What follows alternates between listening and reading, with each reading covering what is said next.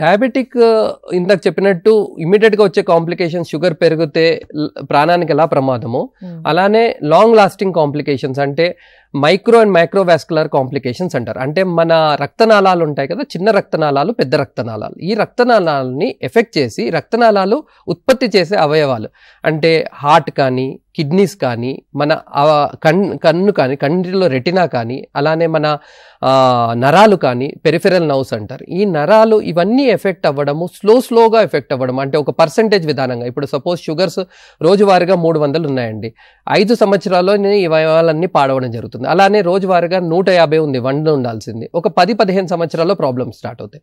So sugar ఎంత ఎక్కువ ఉన్న దాన్ని బట్టి ఎంత త్వరగా ఈ కాంప్లికేషన్స్ ల్యాండ్ అవ్వడం జరుగుతుంది. అండ్ ఈ కాంప్లికేషన్స్ ఎలా ఉంటాయంటే మనం షుగర్ కంట్రోల్ చేసినా కూడా ఎప్పటికీ అవి తగ్గవు, అవి పెరుగుతూనే ఉంటాయి కానీ తగ్గడం జరగదు. సో మొదలు కాకుండా చూసుకోవడము, ప్రోగ్రెస్ కాకుండా చూసుకోవడము, అండ్ కాంప్లికేషన్స్ వచ్చినా కూడా దాన్ని వర్సన్ కాకుండా చూసుకోవడము, మనము షుగర్స్ కంట్రోల్ చేయడం ద్వారా దాన్ని మెయింటైన్ చేయొచ్చు.